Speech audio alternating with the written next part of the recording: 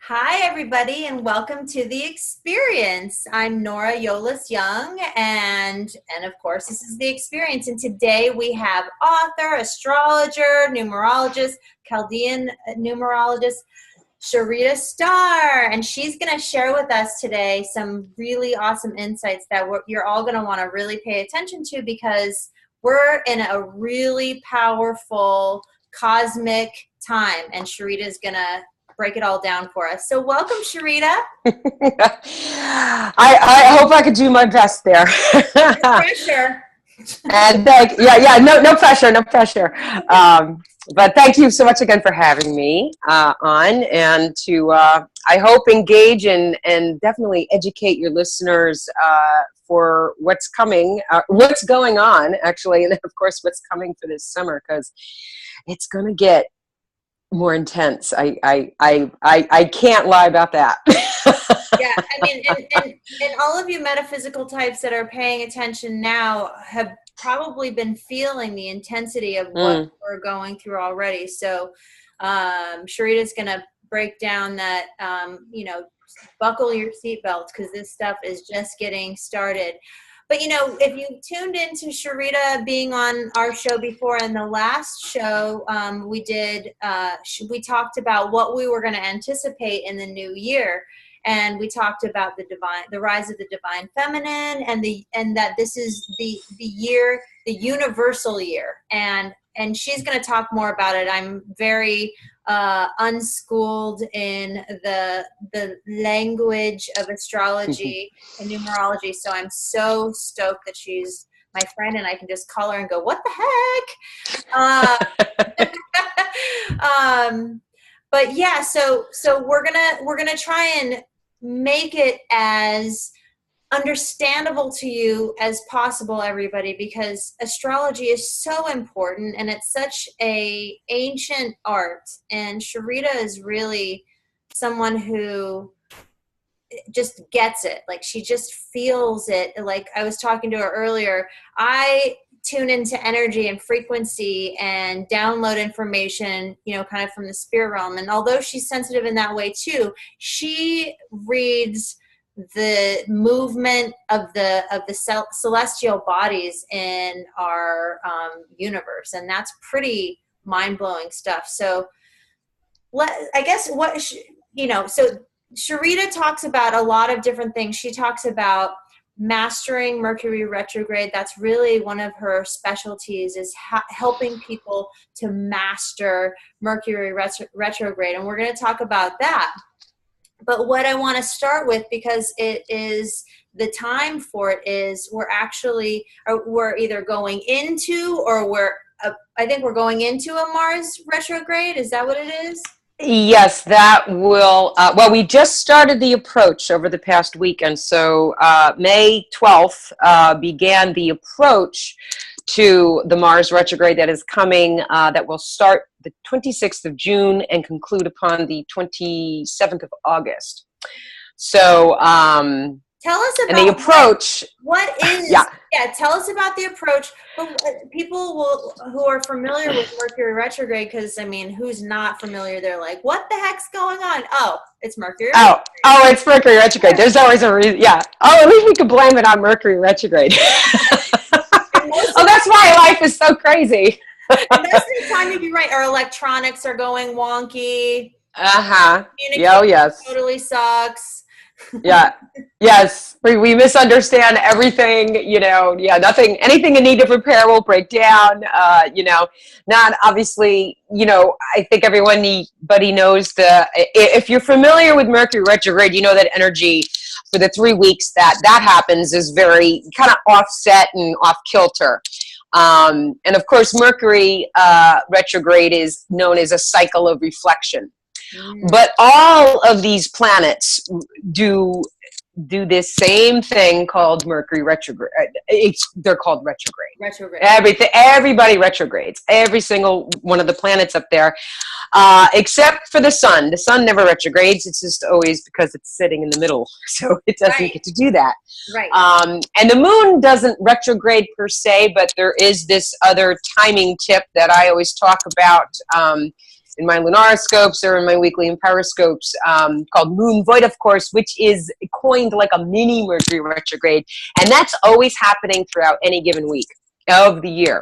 So that's always in. You can find on your website. Absolutely. SharitaStarr.com, and we'll bring all that stuff in. It'll be in the We'll tie it all in. But getting back to the Mars retrograde, so every planet from Mercury, starting with Mercury, going all the way out to Pluto, everybody retrogrades. But it's the inner planet retrogrades that are more intense in their effects upon what happens here energetically.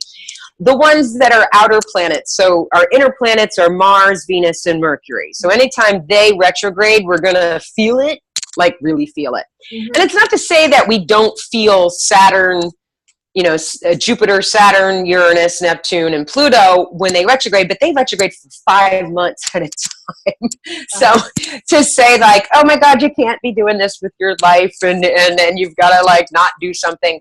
I always like look at an outer planet retrograde and say you do need to look at your life and where that planet is currently in forecast in your chart. However, it's not like you got to put the brakes on in your life.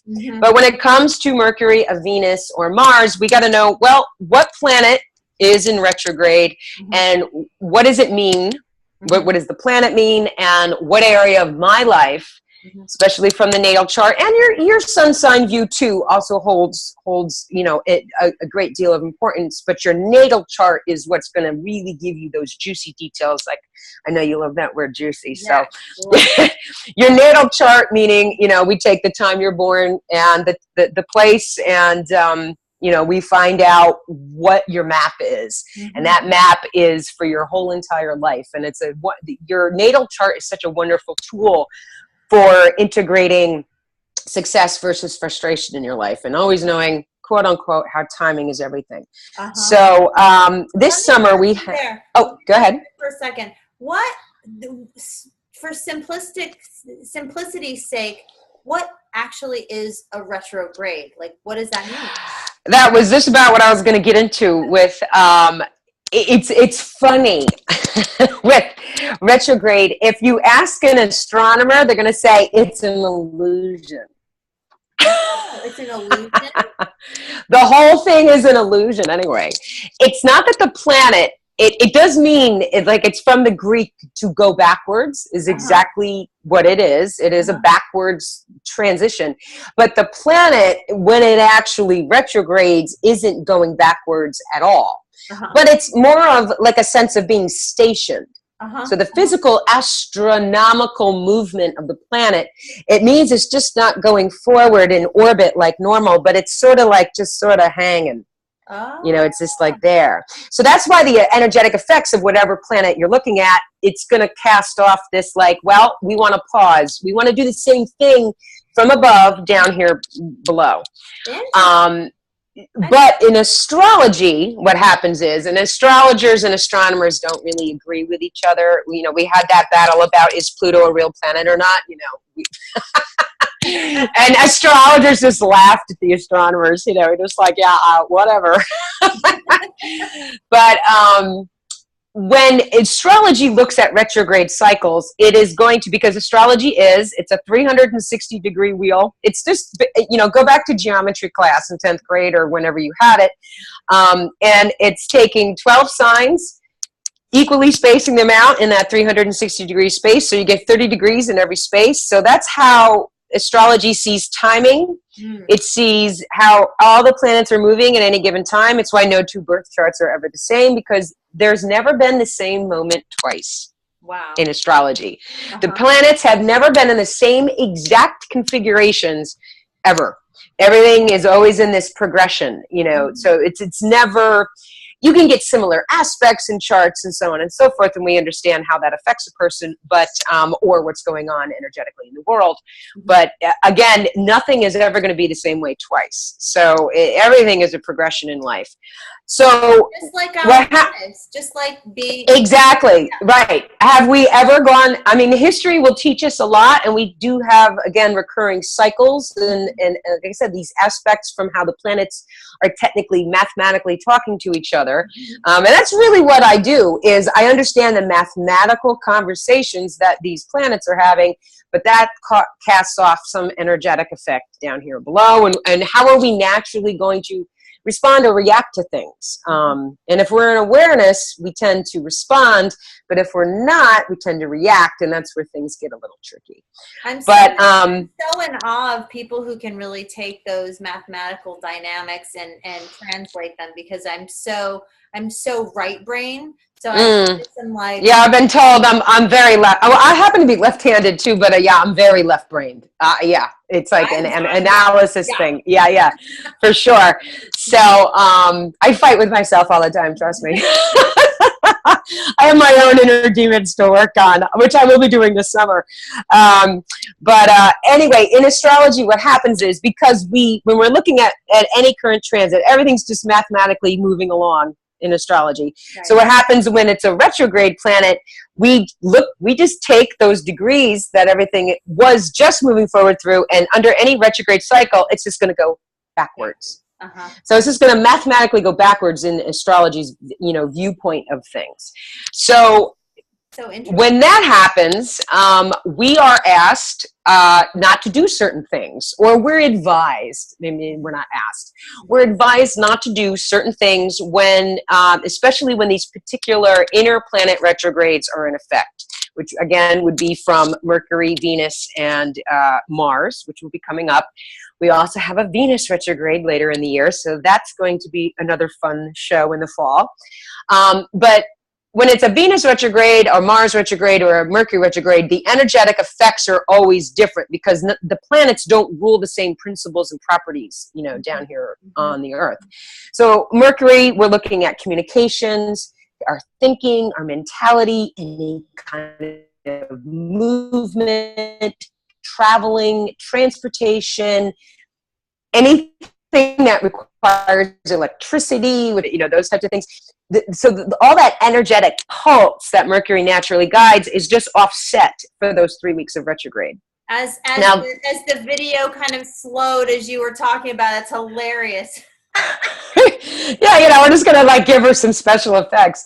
Although Uranus, we'll talk a little bit later about how Uranus is going to have a conversation with a lot of things this summer. But Uranus just entered Taurus yesterday. That's very historical. Now, Uranus is an outer planet, but Uranus guides technology. So we're these past couple of weeks, because he's been and when you're looking at an outer planet, when they're about to shift into another sign, which only happens for Uranus every 7 to 8 years. Oh, wow. So we haven't had Uranus move out of Aries since 2011. And oddly, when he was on the tipping point of Pisces, that's when Fukushima happened.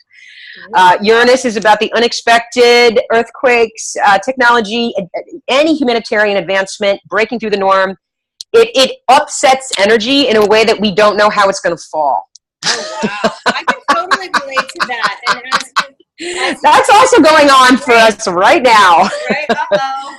Well, yeah. Taurus, as you know, and so that I can feel it. I mean, I can really feel this. And for audience members, if you're feeling the energies, please do write in and talk about it, because I'm so curious to know what other people are experiencing too. And as Sharita is talking about, there's this profound thing with Uranus, and that's very interesting. When I'm trying to figure out, okay, what's going on and how do I proceed? That is something that we're sort of keeping our little awareness about. Keeping our thinking caps. And Uranus, it can cause quite a disruption. I know just in Hawaii last week there was erupting volcanoes and all these things going on. Those volcanoes are going nuts. Those are the kind of energetic things it will cause in the Earth, especially as it's crossing from one sign into another, which is again, it's pretty big.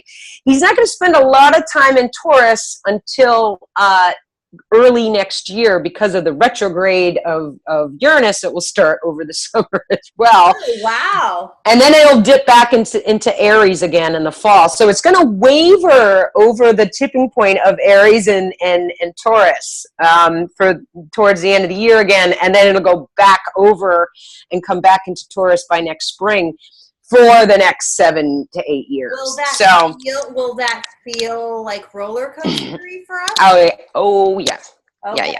Yeah. Seatbelts, double buckle. Yeah.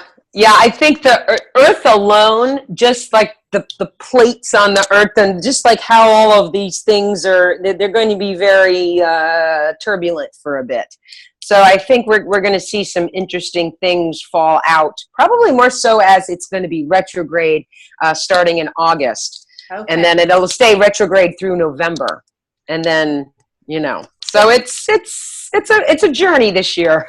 So what are we supposed to, what are we recommended to avoid with Mars retrograde? So yes, Mars. So we'll get back to the retrograde stories. So Mars, and we covered Mercury. A Mars retrograde is taking what we sense under a Mercury retrograde, and I always say it's like amplifying that by 10. What? No! Because Mars is a planet of aggression. It's penetration. It's action. That's not like penetrating. Mars is not afraid to tell you what you need to hear, which can be it could be a little bitey. Mars, isn't that the warrior god of mythology? Of course, yeah. and the way to work with Mars instead of giving into that penetrating energy and that, because Mars is known as a planet of war, anger, aggression, anything like conflicting. Mars is in charge of all of that stuff. Hostility, anger. Do we feel ourselves being more like volatile? That's definitely going to be erupting during the retrograde. It's gonna erupt under the retrograde, I think, very strongly. Especially everyone, do your jogs, meditate. Yeah. There's a great responsibility this summer for everyone, and we'll get into like Mars being in the sign of Aquarius, doing this for the majority of it, and then it's going to dip back into the very tail end of Capricorn, which is the hard-working sign. We're going to do some humanitarian work before that. But then we're going to get into the responsibility that we're going to have to stick to what we're reflecting on. And Mars, when you're looking at Mars in a natal chart, it's going to tell you, how do you do anything? How do you get up off your butt and move and get motivated? What are your desires? What just what makes you what lights you up about something in your life? So we want to always know, is a Mars retrograde aspecting our charts in any particular way, because that retrograde is going to have a conversation with something. It could or it may not, depending on your chart. Right. But overall, the energetic effect of a Mars retrograde, again, is like taking that Mercury retrograde pulse, and amplifying it very much. Mars is also about speed, so we want to you really want to watch your speed, watch yourself with sharp objects. The faster you go, the behinder you're going to get. And this is a 2-month time frame. It's up for sure. My husband just cut the crap out of his finger the other day. He doesn't even know how it happened. Yes. And then these are types of things happen, or anything, relating to fire and explosion. So people having a simple bonfire this summer, watch, be careful, beware. If it's too dry out, then you're going to really want to be careful. And normally they say don't do anything if it is too dry. But, we may have a ton of thunderstorms this summer. We could have just very erratic weather. It can fall in different patterns however it wants. So, but the one thing under the retrograde, the Mars is gonna whatever issues you have, relating to anger in your life or things unresolved, it wants reflection. Like any retrograde, we want reflection. We want reflection in the early part of wherever Aquarius sits in your natal chart, and then that little slice of the very tail end of Capricorn. So where that degree point, those degree points, it's retrograding at 09 at 9 degrees of Aquarius, and it'll turn around at 28 degrees of Capricorn. So it's not a really huge chunk, but it's a significant amount of space to know where is that in your chart and what is it that you're being asked to pay very close attention to. So that's all happening. And Mars also, under retrograde, we say, watch what you start, because it doesn't have sustainability, meaning it's motivated to start for the wrong reasons. Right. So just watch how you're inspired to start stuff, kind of a thing. Exactly. And just like the rules, as we talk about with Mercury retrograde, go back to what already exists and rework that. Revise those things. Take that time to be mindful about, correcting stuff. But don't be thinking too much about the future and like, oh, I want to like set this off on, in the middle of July, or I want to do this in August.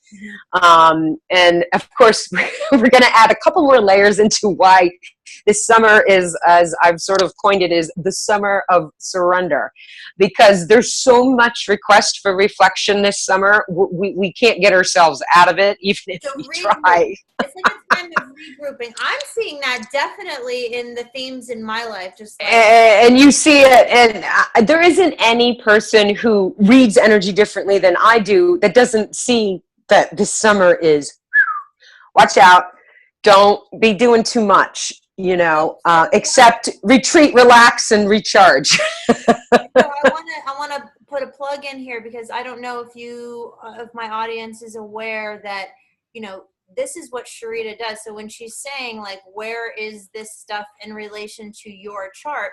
This is what you can actually go to her for. So you do private sessions. And so I just want them to know that you're the gal to talk to relate to all of these things that we're layering on in the show today. Yeah, absolutely.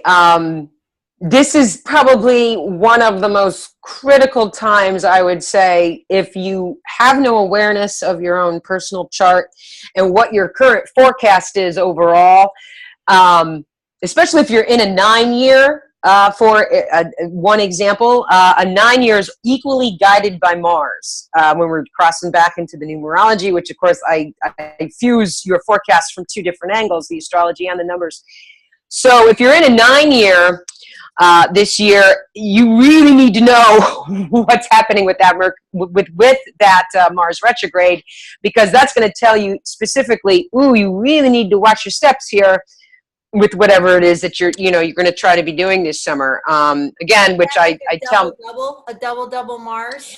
What happens is you're already in a year of release anyway. A 9-year, when we're looking at personal year cycles in numerology, a 9 year is telling you you're letting things go.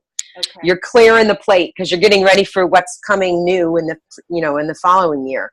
But under the retrograde, you're going to notice it's probably going to be quite an intense time, and equally, you do not want to resist what you need to reflect on, because if you do, I can't stress enough to people, if they resist what needs to be healed energetically in their lives, it is going to unfold for you in a way that you could have avoided the whole thing. So, and I'm going to put a plug for myself. Exactly, and that's why you need energy healers as well. Yeah, and hypnotherapists. Yeah, for you. The hypnotherapy piece is a really huge part of it, because if you have resistance, that is that sometimes we effort more when we're trying to release, and sometimes that can get in the way. So call me or contact me if you need resistance stuff. Okay. Yes, absolutely. And I would, I'm the person that shows you the map and what area of your life all this is going on. But when they talk to you, your specialty is helping people let go, who are standing in their own way. Because let's face it, we all stand in our own way from time to time because we're human beings. As my son likes to say, we're human beings. We're human beings. That's right. You know, and that's the thing too. You know, there's a whole mantra for 2018, and I know we really dove into this deeper in the last time we were, you know, talking in this last year in December. But this whole year is about feeling the feminine. It's this universal year. It's a lunar guided year, 2018, because everything is a 2 vibration. It's an 11, 2. And that's the simplicity of add 2, 0, 1, and 8 all together. You get an 11. You reduce that down to 2. So 2 is guided by the moon. So this is an emotional year, but it's a year to come together. Every human on this planet has something out of alignment. None of us are excused. None of us are excused. So let me pause that. So for people like me who are not quick to pick up the astrological stuff, moon equals emotions, correct? Mm-hmm. Absolutely. Okay. Yes. Carry on. Your emotions, your feelings, yes. And in your chart, your moon sign is how you navigate with your emotions. How are you naturally going to feel something? So as a universal year energy, the whole planet is kind of, you know, cast into this, you know, request of, hey, let's get ourselves together here. And, you know, I think it's undeniable as you look at what's going on in the world today, despite what's even happening in the United States on a very emotional level, because we are here in America. But, you know, the world it needs to come together. But the problem is we can't fix everything in the world, and we'd be foolish to think we could. So we have to start with ourselves. And if we do that for ourselves, then that is going to naturally create a chain reaction that other people are going to do that. So if we can you know, be accountable, you know, to stop putting things under the carpet. It's a divine feminine energy that really wants to come in because our planet needs healing. You know, everybody needs healing. Yeah, I think it's awakening to our inner I think.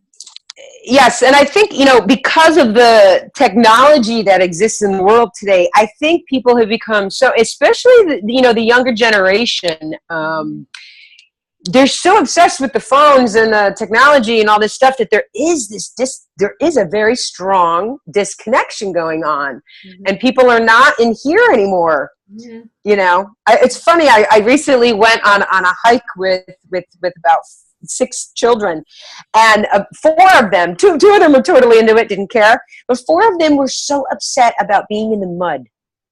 Like they were so like, I hate hiking, and they really, and I'm thinking, like they didn't, and they totally freaked out, and it really like struck me so strongly. Like I'm like, wow, kids don't want to get dirty anymore. Like I don't understand that. Like really, you know, it's a very different generation, which is completely understandable. But I was like, wow.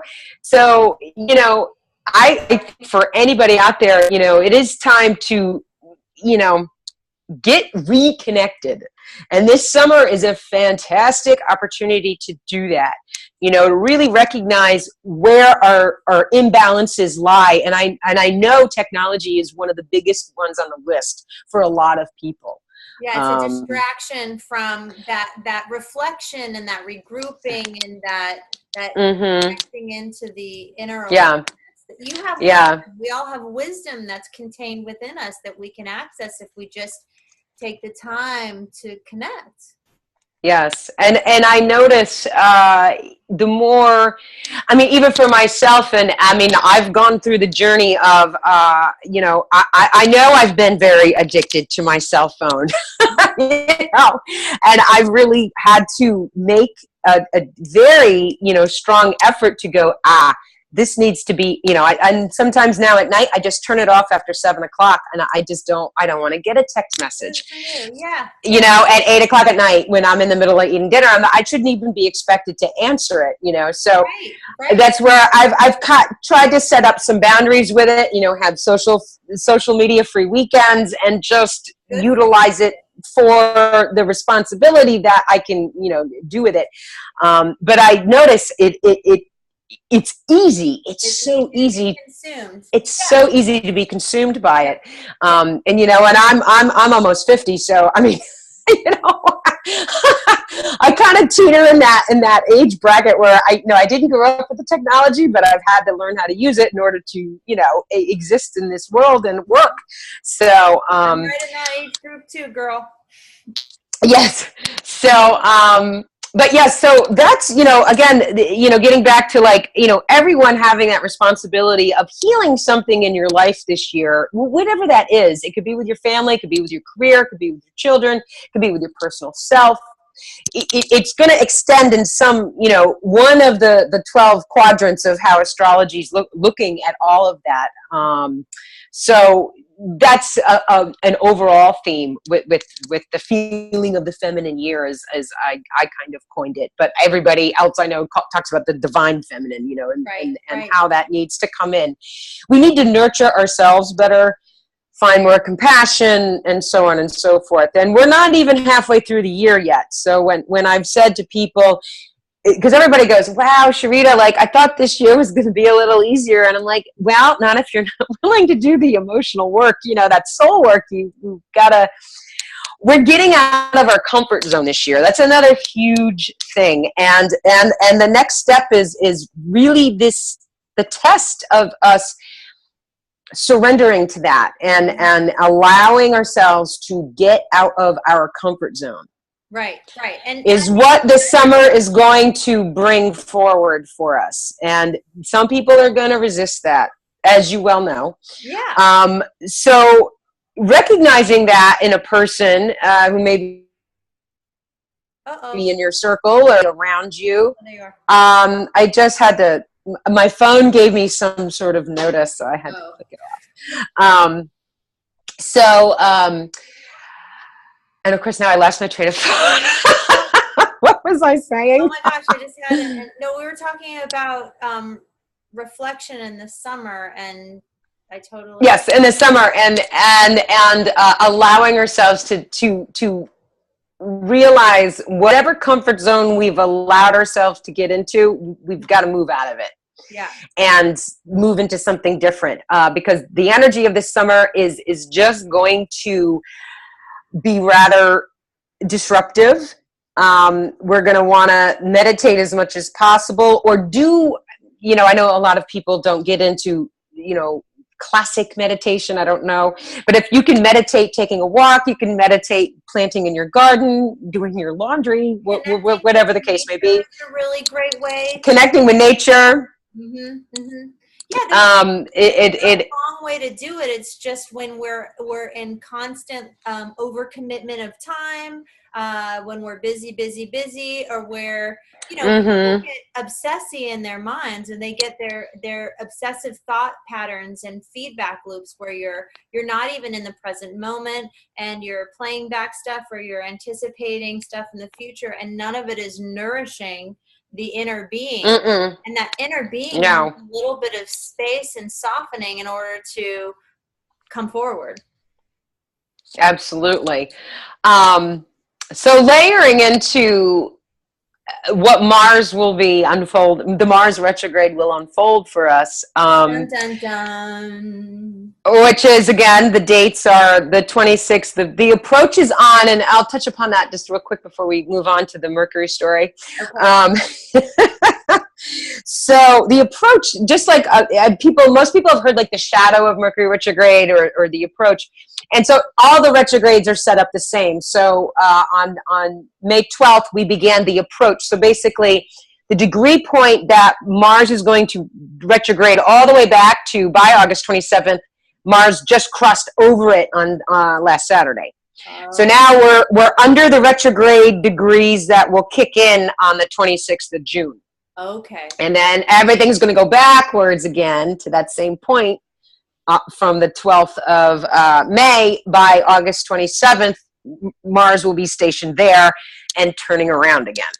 So that's the approach is called the preview of retrograde coming attractions. Oh. So again, it's a good time to check in with how this works for you, but things will start to gurgle up a little bit and bubble up to the surface of you're going to want to address this under the retrograde. Mm-hmm. So it's a good time to like make your plans and know, hey, I don't want to do anything of, really grave importance under that time frame. And that's a long time to say because Mars is further out in its orbit, so its retrograde takes twice as long or over twice as long as a Mercury does. So it's basically 2 months. It's a 2-month time frame. For 2 months, don't make any dramatic decisions. Exactly.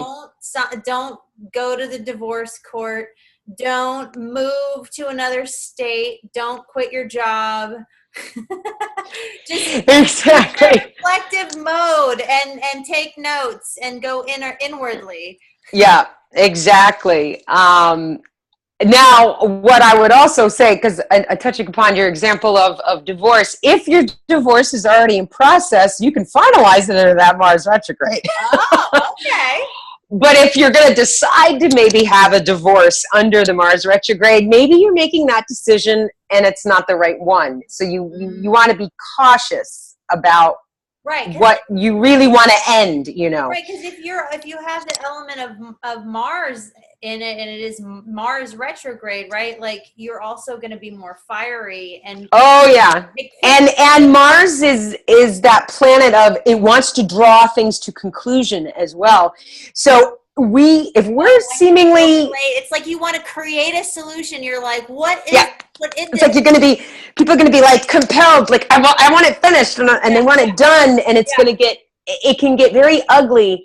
Yeah. People who feed into anger situations this summer, I'm sorry, but it's going to be the biggest mistake. It's just going to suck. You're just going to make it, you're going to be like, what do they say? Throwing more oil on the fire or whatever. You have to go throw more gas on the fire. That's what you're going to do. Yeah. So you really want to watch that. Just hang on. This too shall pass in 2 months. Exactly. But what makes all of this even more interesting is that we're going to layer in some more big requests of reflection during the Mars retrograde. So we've got 3 eclipses this summer, one upon July 12th, and they're all under the Mars retrograde, all 3 of the eclipses. Wow. So 2 solar eclipses, 1 lunar. So the solar eclipse... Yeah, so the solar eclipse is July 12th, August 11th. One in Cancer, the one in July, and the one in August will be in Leo. So, of course, eclipses are going to say this particular area of your life is favored for a new beginning, and it's going to really want to flourish. But under the Mars retrograde, we're going to want to be in pause mode until we get past the retrograde part itself. So it's like you want to still use that time to research and gather up your information and, not make a plan, but reflect upon a plan and then implement the plan once these retrogrades are past us. So what I kind of see is like, like race horses like at the gate or like chomping at the bit that wanting to like be released. So like once the retrograde goes back, once Mars is back in its regular station or whatever motion, does that feeling of release happen for us? Well, hopefully. I can only say I hope that's it. Yes, because what happens under the shadow, and that's the shadow passage. Mm-hmm. So the shadow passage of this particular Mars retrograde will go from the 27th of August after it turns around, and then it'll conclude October 8th. Wow. Now, what gets tricky, though, when we're still moving into the fall, like September, I want to say, is when we're going to put our foot on the gas again. Okay. But then October rolls along, and then Venus goes retrograde on October 5th. for 6 weeks. Now, she's about values and money and finances and our sense of security, our relationships, and what we value in life, really. Mm-hmm. So it's not going to be so much of, and also any beauty enhancements. So, redoing the house, getting your hair done, doing your nails, watch yourself in October and the first half of November. And then don't do it or do it. No, don't. Not under a Venus retrograde. So anything she guides. A facelift during Venus retrograde, people. Oh, huge. Never get plastic surgery under Venus retrograde. It's bound. I mean, you know how like you see these celebrities and they look like they get these botched jobs? Well, I guarantee you they're always doing it. Either the moon isn't aspecting their chart when they had the surgery correctly, or they did it under a Venus retrograde, because I need to do the research on that and write a book on that alone. Oh my gosh. Yeah, you should never do any kind of beauty enhancement under a Venus retrograde or money enhancement. Go get bargains, that kind of stuff. But like investments, you mean? Yeah, you want to watch making an investment to really try to make more money under Venus retrograde. You're probably not going to be doing the right move. You'll notice that, they're already talking about what the stock market may or may not be doing. But it will be a time of major correction during that in the fall. So the fall is going to be just as turbulent, unfortunately, because the day she turns around on November 16th, Mercury starts the last retrograde of the year. And we haven't even talked about what's happening in the summer yet. Wow. So the close of this year as well is also like kind of this like up and down, and everything is. This whole year is cast us in reflection, which is what the 2018 energy is anyway. It's about being more passive than being assertive. Let's just put it that way. I love that. So, yes, good way to say it. So now the second thing that comes. So we have the eclipses. We were talking about the eclipses. So the other thing that happens is we have a lunar eclipse on the 27th of July. Mm-hmm. So the day before that, on the 26th, is when the second Mercury retrograde starts as well. Across the way in Leo, from where the Mars is going to be retrograding in Aquarius, they're not going to be exactly in what we say a total mathematical opposition, but it is going to be happening in opposite signs. So not only are you going to have this pull from the Mars retrograde, but then the Mercury is going to pull equally in the other area, in a total opposite area of your life. And then the moon eclipse, which is emotional. So you're going to feel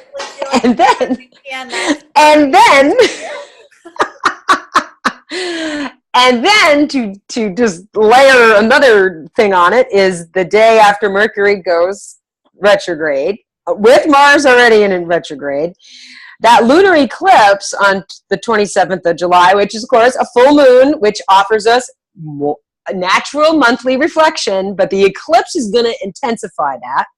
That lunar eclipse conjuncts the Mars retrograde. We'll be squaring Uranus in Taurus, and that makes a square back to the sun again, which is obviously, if you have a full moon, the sun and the moon are always in opposition. That's once a month. We get that. So that particular eclipse is very... I could say we couldn't tell you how everything is going to unfold, because you've got Uranus involved and Mars. Feisty, Mercury retrograde, Mars retrograde. It is feisty energy. It is very erratic. It could be, I don't know if we're going to have a war of some kind emerging, a worldly event, more of these, earthquakes, the volcano action.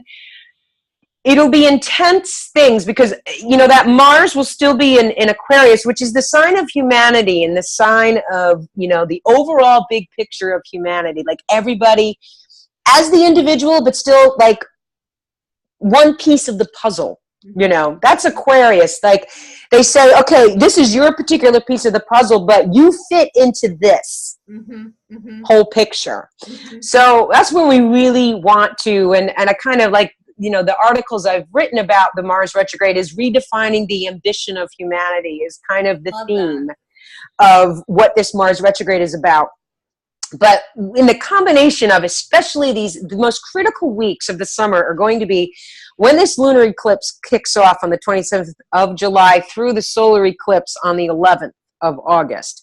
Because that 2-week passage is, I mean, you've got you've got like 4 different requests of reflection all at the same time. You're going to be like, Uncle. I mean, if you want a vacation, I mean, your vacation is going to turn out totally differently than you planned.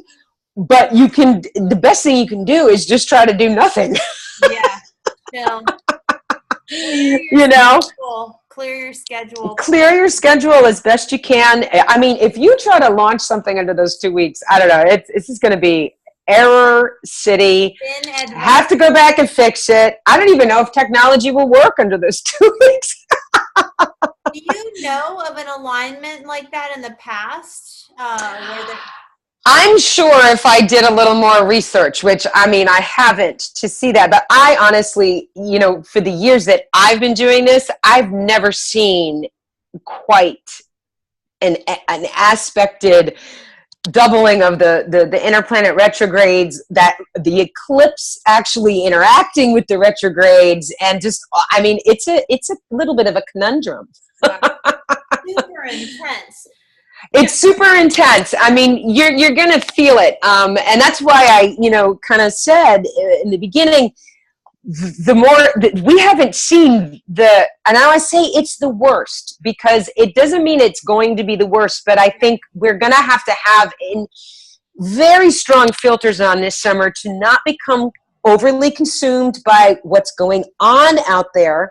Yes, of course, we want our compassion to be there, and if you can help with, if there's anything that shows up that needs your attention, and you're still nurturing yourself and nourishing and nurturing yourself first, great. Because if we don't do this for our, yes, and that's, people have to stop, which I think is a big theme for humanity overall. Everybody seems to be giving from an empty cup instead of filling their own up first, and that's not being selfish. Yeah. But if you don't take care of yourself, whatever you're doing for somebody else is kind of like, it's not for the right reasons per se. It's a deficit. You're working at a deficit. So yes. It's like you're overdrawing your bank account in financial terms. Absolutely. Yeah. And yes. You're not doing anyone a favor. When no. I was in my 20s, I was an EMT, and I remember in my training, they're like, it's like the first thing is always scene safety. You always have to make sure it's safe. And the idea is, if it's not safe for you, if your needs aren't being met, if you're not being cared for first, how can you help anyone else? And it's exactly, with love, but in any regards, like in airplanes, when they say, put your air mask on first before. Precise. Great example. It's true. Yeah. Absolutely. And I think people, again, looking at, just how society, culture has gone, and every cultures are obviously very different, but, the overuse of technology, or I want to say, like I said, that kind of almost like a lack of responsibility. Like, I wish cell phones came with like an instruction manual about like how to use them in public. Right. That would be great. But they're having to figure that out. I mean, I think it will require that reflection, Yes. It's like it makes it more tricky when you've given your sovereignty over to a device. I agree. But I'm actually writing a script about that right now, like detaching from your devices, just because it's like people take it for granted. It's become such an integral tool in our lives that we forget that we can exist without it. And yes. And it doesn't have to be even done in judgment, but balance, like harmony and balance. Exactly. Yeah. And I mean, I know for myself, I've already sort of like, kind of popped the word out there that, I am for myself, taking a little break off the social media during the summertime. My mailing list will, which of course is at sharitastarr.com, that will be totally programmed, functioning as usual. But I'm really going to do that with the social media, because I think for me alone, it's time, it's time for myself to do that and just kind of, reroute my routine with what that means for me on a personal basis. About what's coming up. I mean, it's like, Plus, I'm not sure if I even want to see, I'm not sure if I'm even going to want to see what's spouting off on social media over the summertime. We should do another show and check in, and people keep that in mind. Like, let us know how your Mercury and Mars retrogrades, and then your, let's see how we as a collective are faring, and we'll check in maybe midsummer, maybe after the eclipse. I would say that would be a good idea. The last eclipse will be, which is the solar eclipse, is on the 11th of August. So yeah, maybe like right after that week, because I'll be back in some sort of returning to something mode. I kind of want to check in midstream. I mean, like the hit I'm getting is like right after the lunar eclipse, and like we could do that. Oh, we're frozen, I think. Uh-oh. Am I still frozen? I think we froze. Oh, but that's you were for a second. Okay. I was still okay. No worries. Okay. I understand. So, we would just have to figure out a little time difference, because I'll be like 6 hours ahead of you if we wanted to do something like that. Yeah.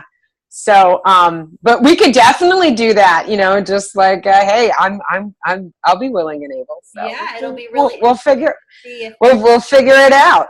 Yeah. As long as the internet is functioning, that's all I'm going to need. Totally. I mean, who knows, right? Who's going to know with all of that stuff? We'll have to see.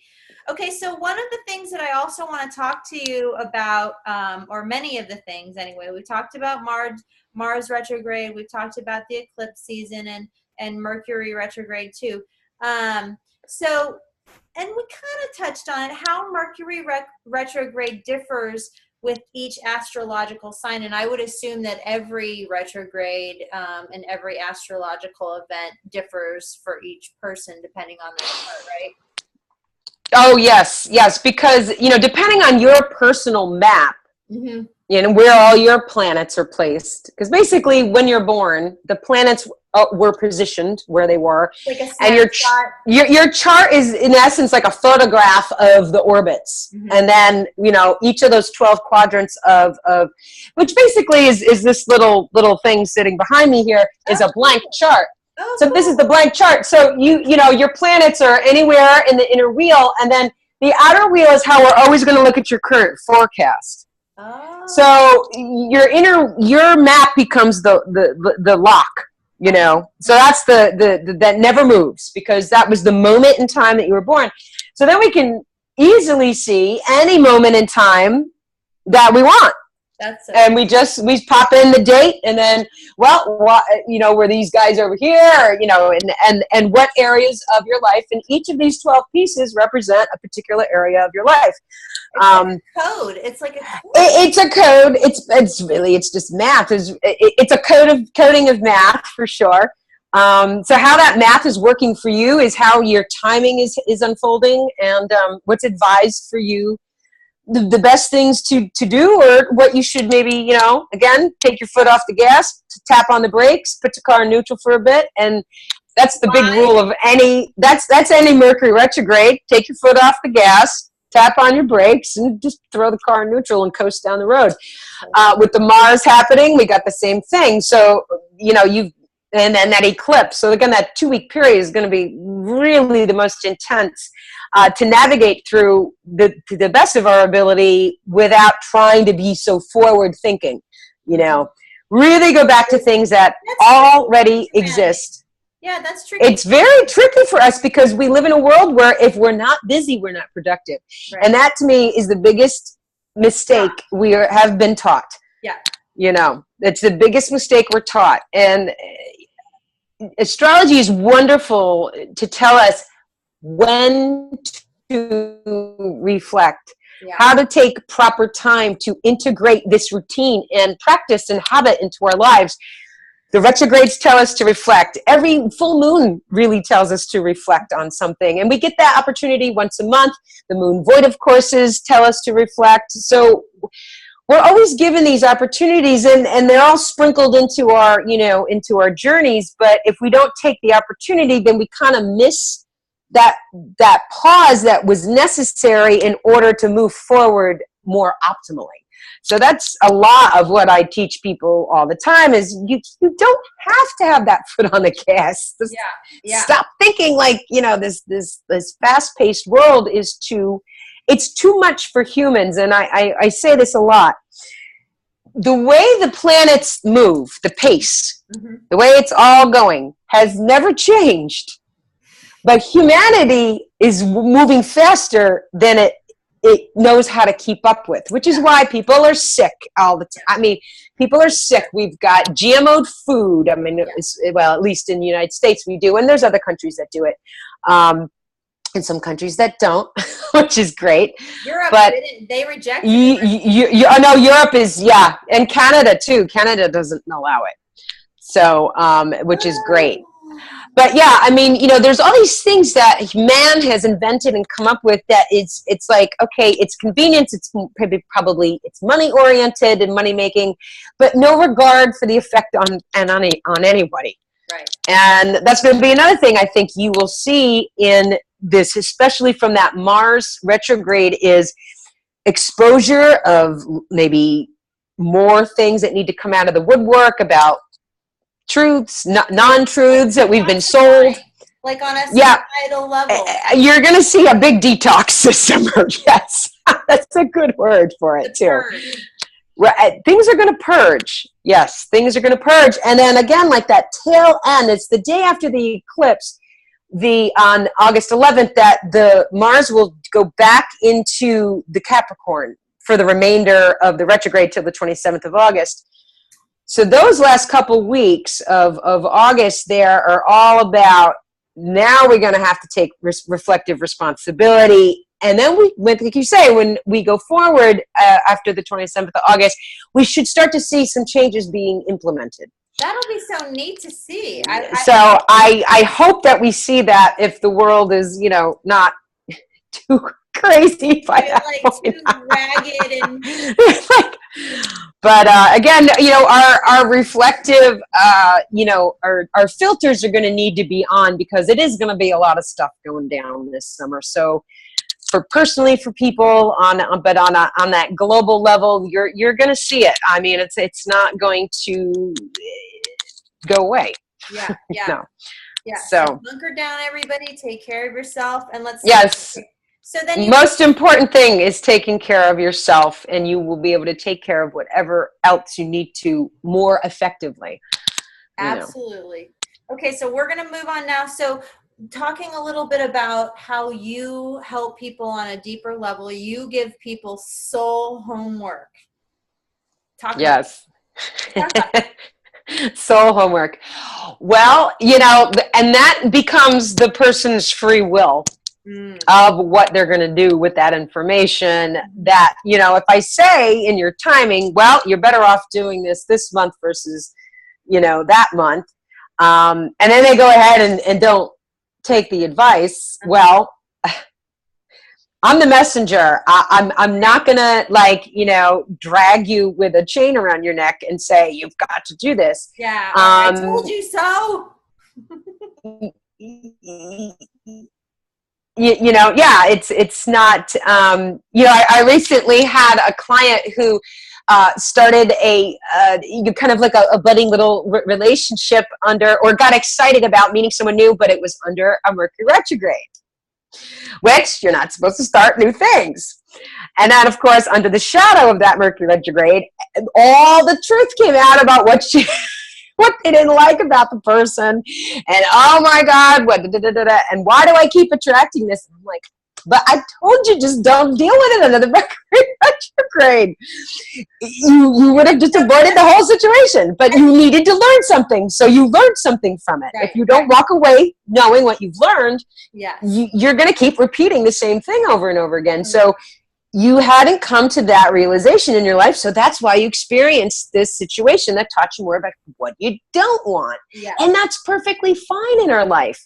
You know, that's what living is all about, is figuring all of that stuff out. You know, sometimes we have to have a few things in rejection mode in order to get the real deal.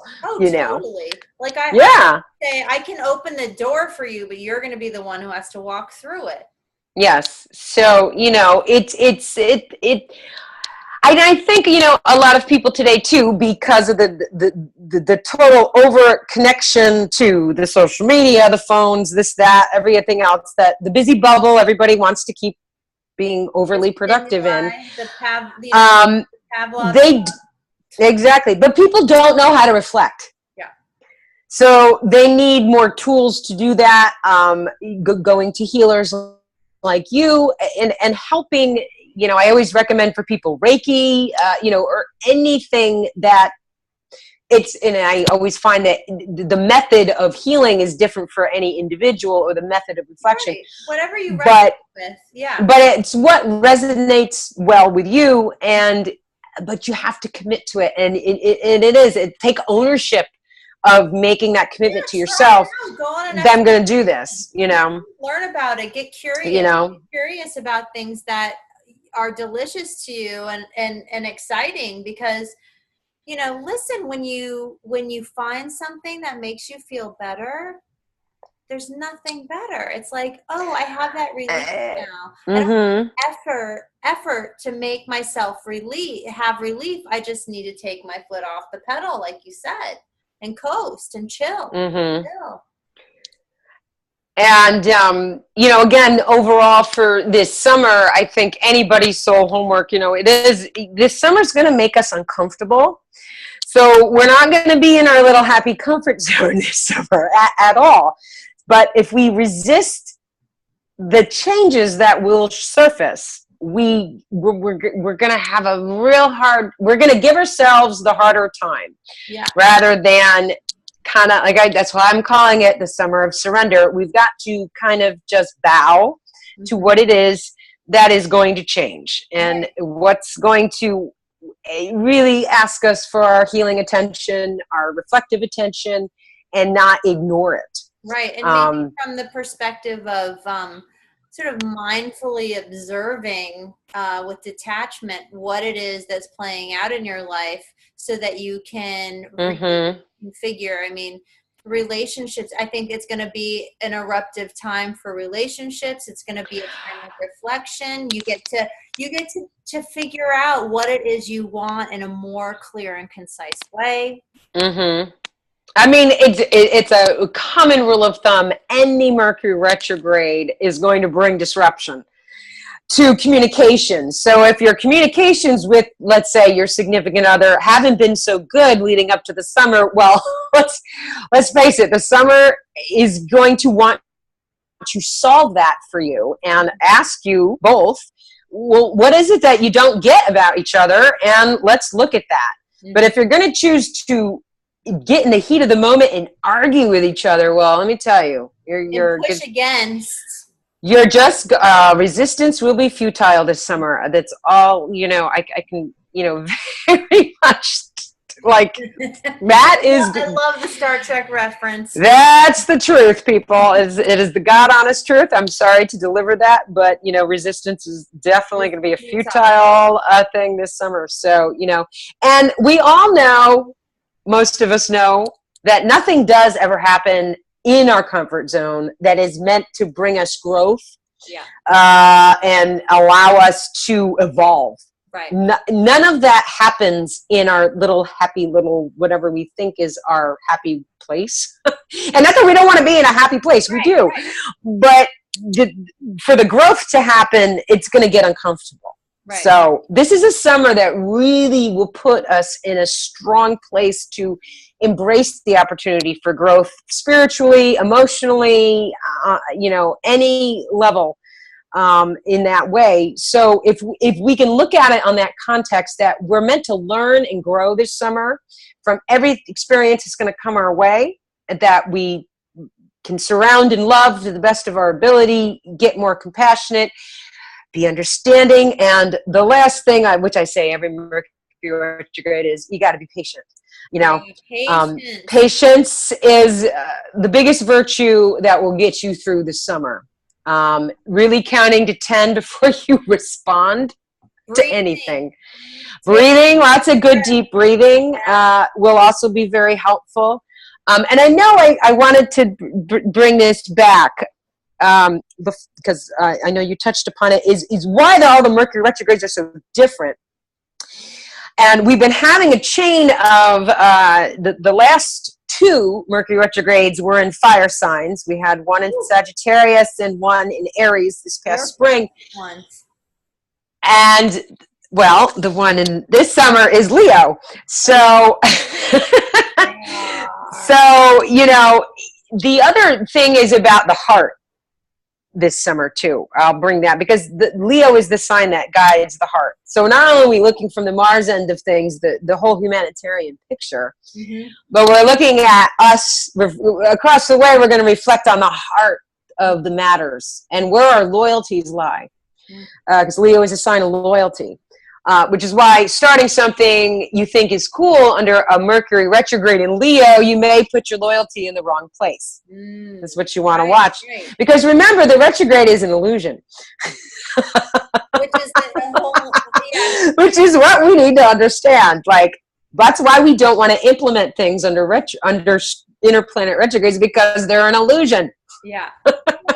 So we need to be cautious of these things. Yeah, so, yeah. And if you have questions about that, write in, because that is a pretty heady kind of what. And we're running out of time here, but I wanted to just put it out there. Well, first, if you have more stuff that you want to add to that, I just sort of jumped in there. No, that was, pretty much that's, yeah, they're all different. They all, every planet will aspect things differently. Every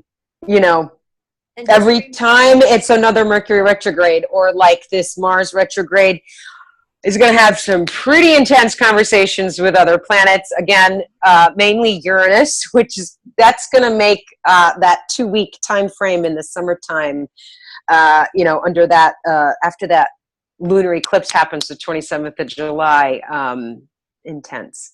So well, hang on to your hats, everyone. Hang on. Because we're redefining the ambition of humanity this year. That's what we're doing. It's nothing short of the deepest possible work, right? And it's because it's deep work. It is deep work. It's not easy, and it's not easy work. Which I think is why maybe some people will shun away from it naturally, because they don't want to go there. But what will happen in that, pushing the work away that should be done, they're going to notice the results they're going to get are not going to be what they want. And then that may be destructive to relationships, to their career. It could be, however it's going to fall out. So they need to be very aware of what this request is personally, and get into it. Don't deny it. Embrace it. Roll up your sleeves, put on your big boy pants, and put on your waders and just get wet. Yeah. Go all in. Commit to go all in. Like, what else have you have to lose? Like, we're human beings in a physical experience. We're spirits in a physical experience. We came here to have this human experience. Like, just go all the way in. Yeah. We can't be afraid to be doing that this summer. Yeah. So that's why it's bowing, surrendering, having a lot of courage, and being a warrior, because the Mars retrograde will say, if you're a warrior throughout this, remember, a warrior stands up for what's right, but it doesn't get into a nasty fight in order to do it. Yeah. So if you think warrior, stand in your courage, you're going to do very well this summer. Awesome. I love that. I love that. And that's a great note to sort of close on. Absolutely. So if you love, like I do, the work that Sharita is doing, please connect with her, and you can, she's going to give more of her plugs, but her website is sharitastarr.com, and she does her lunaroscopes, and she does mastering Mercury retrograde, and she's got all kinds of amazing tips and tools, but that are free. But if you want more specifics about the work that she knows about and relating it to your particular circumstances, you should definitely contact her. And do you have any events coming up, Sharita? I do. I'll be in the Bronx doing a mastering Mercury retrograde workshop on, I think it's, I just got to remember it's June 3rd. That's a Sunday afternoon. So for anyone in the New York City, upper New Jersey area, or even lower Connecticut or Western Connecticut, it would be, that will be happening there. If you go to Mastering Mercury Retrograde, me and the coordinator, we're just finalizing all the detail. That will be there, but you'll see the link on it in any case. Awesome. And what else? We have, basically, I'm just doing as many private sessions as I can do with people before I do as I advise, and I'm going to relax this summer myself starting in July. So I'm not in the States July and half of August. So if you want to see me or have that personalized session with me, let's definitely set that up in June, or May's gone already. So but let's set that up in June before I leave, so that you are prepared. I cannot express that enough. But also, any page on my sharitastarr.com site, you will find a nice little upper right-hand corner sign up for the mailing list. That's always going to give you the weekly Empowerscopes, the bi-monthly Lunaroscopes, what's beginning, what's ending, what's the theme of the week, and how does that apply to you. That's all specialized for your sun sign. So awesome. You got all that groovy stuff. So and are you doing radio stuff right now? Are you doing radio stuff? Uh-oh, are you frozen? I think you got frozen just for a second. Come on back. Oh yeah, I think I'm moving there. Okay, well, the Empowerscopes is a weekly radio podcast, so that's just like a under 4 minutes. It's nice and concise. Short and sweet. But I will have on Mastering Mercury Retrograde and my site. You'll see it on the inner pages. I'll link up some, which I will with your interview when we have it as a livable link on the web. I was on Turning of the Wheel with Chris Fisher last week. I was on Mindful Living with Amanda Gates. So I have a whole bunch of different things, and I'm doing a Facebook Live coming up tomorrow evening with a Louis Maybe Spiritual out of Canada. So we're going to be kind of chit-chatting about this again. So at least I have enough, like, here's the deal, people, and... Awesome. You are easy to find, my friend. So yeah. Awesome. Well, Owen, you froze again. Well, I'm going to take that as a cue to end this, and I really appreciate you being here, Sharita. You're always a wealth of information and helping us to prepare for our amazing and powerful summer that's coming ahead of us. So if you have any questions or anything that you'd like to mention, please leave a comment, and don't forget to share and subscribe to the experience. And until next time, thank you so much for watching. Love you all.